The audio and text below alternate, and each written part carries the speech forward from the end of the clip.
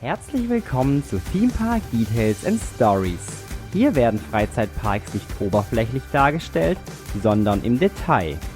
Wenn du magst, was du hier siehst, abonniere doch gerne den Kanal, lasse ein Like oder einen Kommentar hier.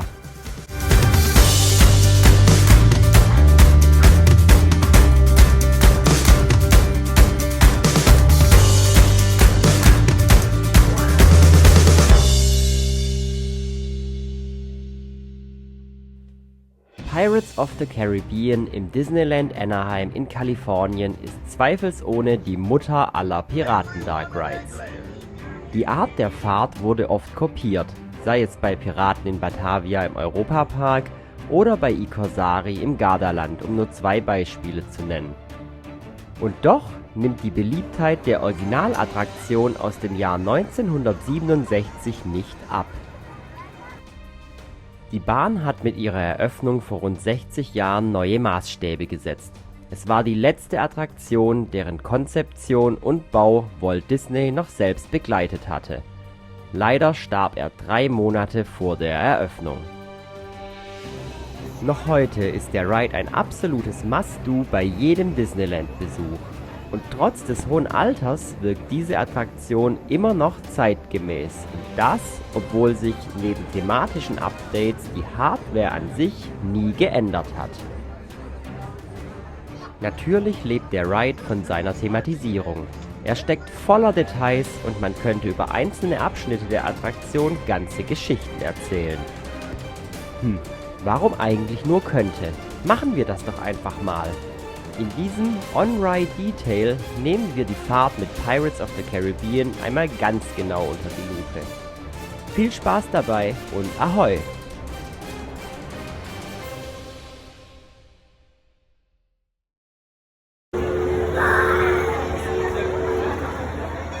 Die Fahrt beginnt in diesem Gebäude im New Orleans Square. Witzig ist vor allem, dass der Wartebereich beim Bau der Attraktion in den 60er Jahren vollkommen unterdimensioniert wurde.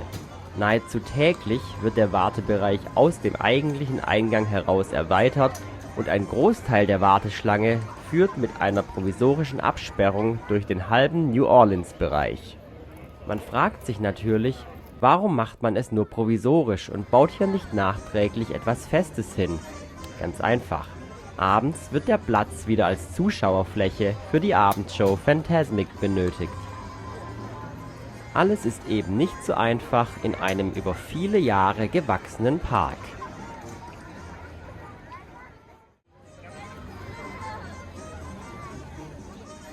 Nun aber zurück zur eigentlichen Attraktion. Hat man es durch den Innenhof geschafft, sieht man auch schon die bis zu 24 Personen fassenden Boote an einem vorbeifahren. Jedes Boot trägt übrigens einen eigenen Namen, wie in diesem Fall das Boot vorne mit Captain Kidd beschriftet ist. Die Wände auf der anderen Seite zieren Malereien von verschiedenen Piraten.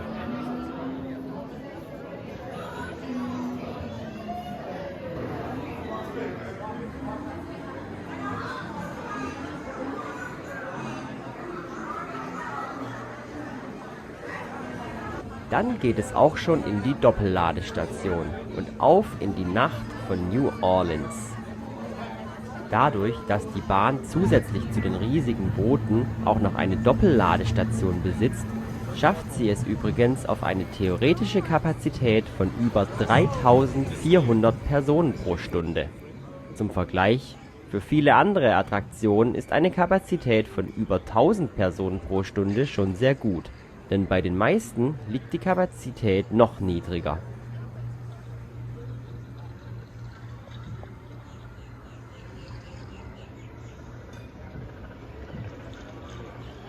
Während auf der einen Seite die Gäste im Restaurant Blue Bayou essen, kann man auf der anderen Seite bei genauem Hinsehen Glühwürmchen entdecken.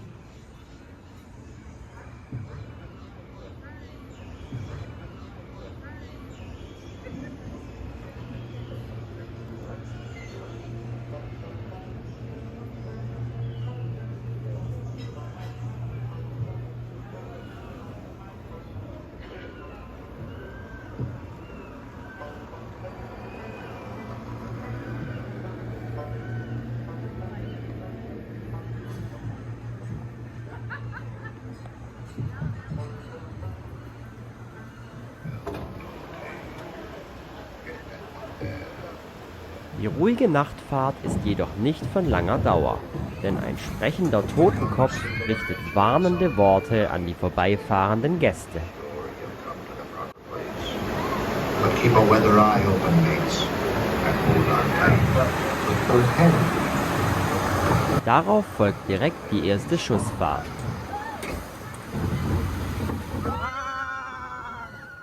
Sie findet komplett im Dunkeln statt.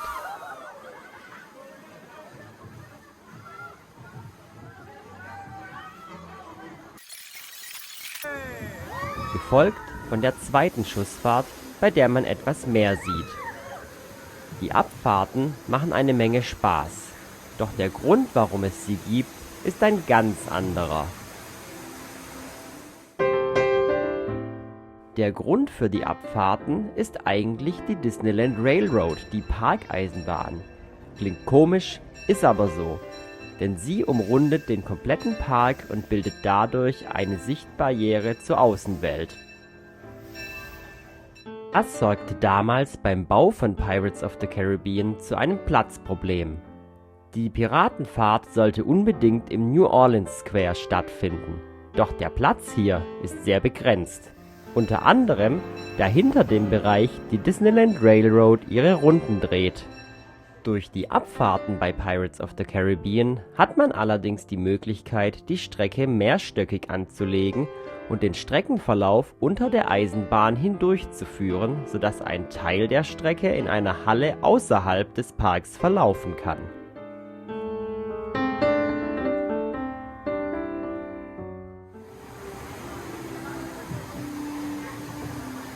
Nach den beiden Schussfahrten findet man sich in einem Höhlensystem wieder. Hier zieren einige Skelette den Weg.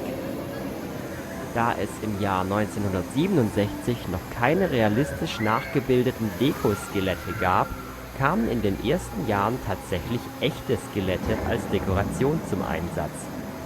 Diese wurden jedoch mit der Zeit durch künstliche Nachbildungen ersetzt.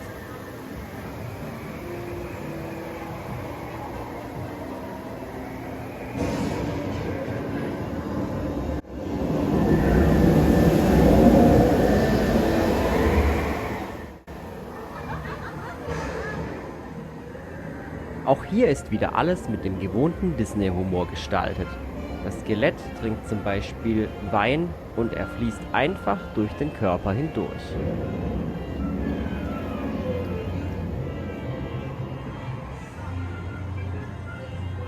Angeblich ist dieser Totenkopf über dem Bett das letzte Teil eines echten Skeletts, was sich noch heute in der Attraktion befindet.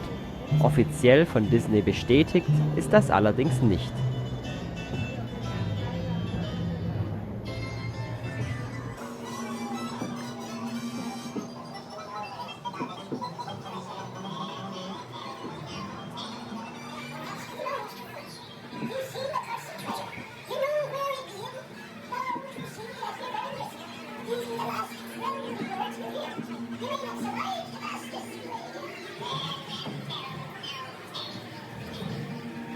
Die Schlachtszene ist sicherlich eine der beeindruckendsten Szenen in Pirates of the Caribbean.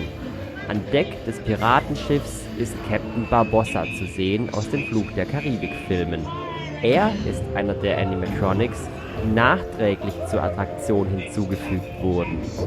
Denn nachdem die Filmreihe Fluch der Karibik bzw. Pirates of the Caribbean so erfolgreich war, wollten die Gäste auch die Charaktere der Filme in der Attraktion sehen. Darauf hat Disney natürlich reagiert.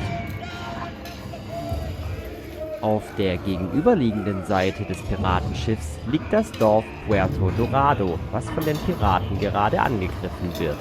Das Dorf konnte dem Angriff der Piraten wohl nicht standhalten, denn in den folgenden Szenen sieht man, wie das Dorf von den Piraten geplündert wird.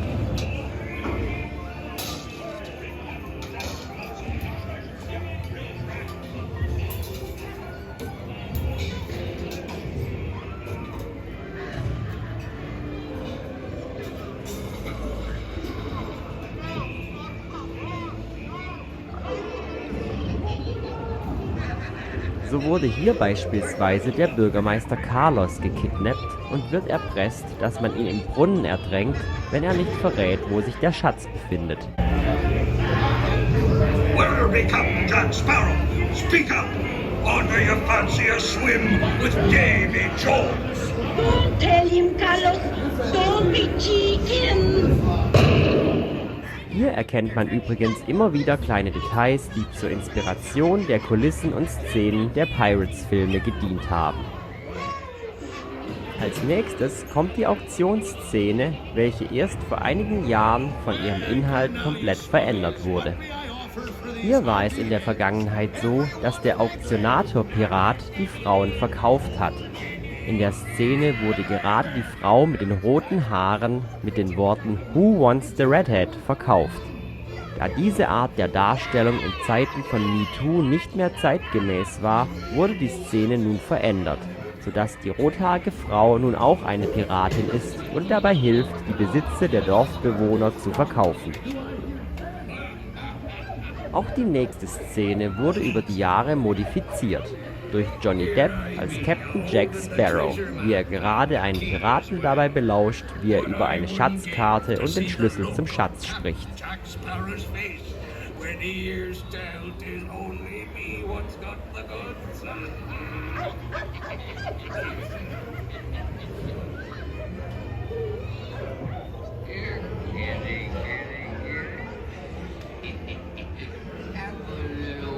Natürlich floss bei den Seemännern auch ordentlich rum.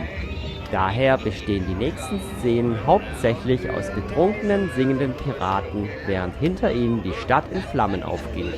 Natürlich kommt hier der ikonische Soundtrack Pirates Live for Me so richtig zur Geltung.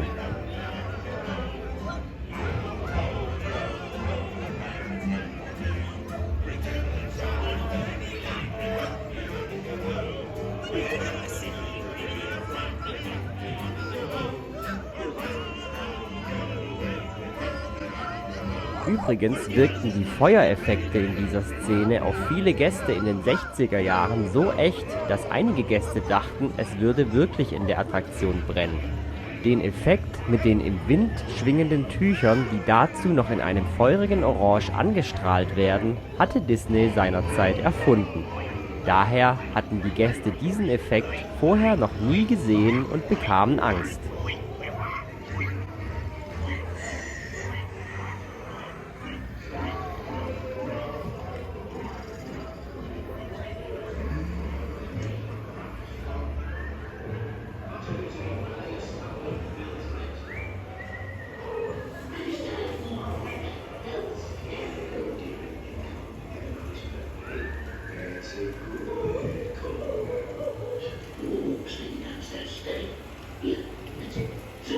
Die Szene mit dem Hund, der die Schlüssel für die Gefängniszelle im Mund hat, hat es fast 1:1 in dieser Form in den ersten Fluch der Karibik-Film geschafft. Angeblich wurde der Hunde-Animatronic in seinem Aussehen dem Hund von Walt Disney nachempfunden.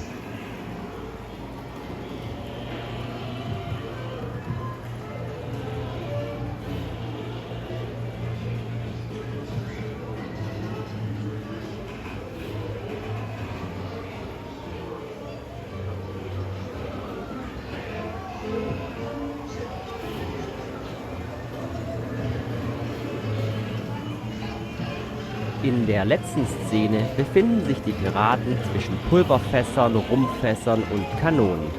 Bedenkt man den herannahenden Brand, müsste hier eigentlich jeden Moment alles in die Luft fliegen. Doch die Piraten scheinen sich nicht daran zu stören. Sie singen und trinken munter weiter und schießen mit ihren Pistolen sorgenfrei durch die Gegend.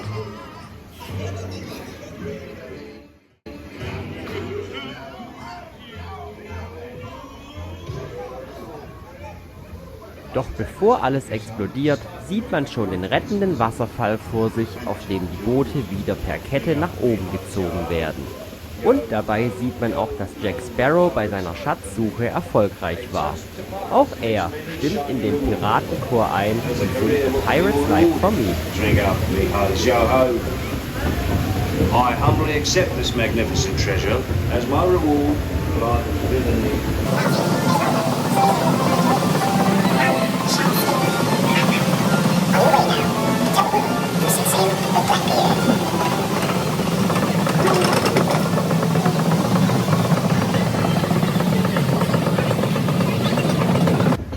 angekommen, findet man sich mitten in New Orleans wieder und das Abenteuer kommt zu einem guten Ende.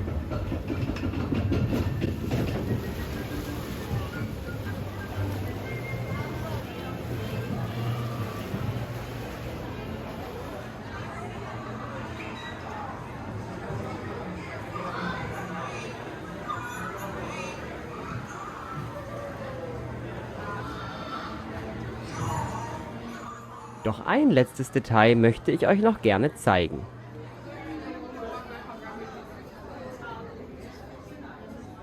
Geht man nach der Fahrt rechts in den Ausgangsshop, befindet sich dort eine Lampe mit einem Affen. Dieser Affe war das Vorbild für den Affen, der auch in den Fluch der Karibik-Filmen vorkommt.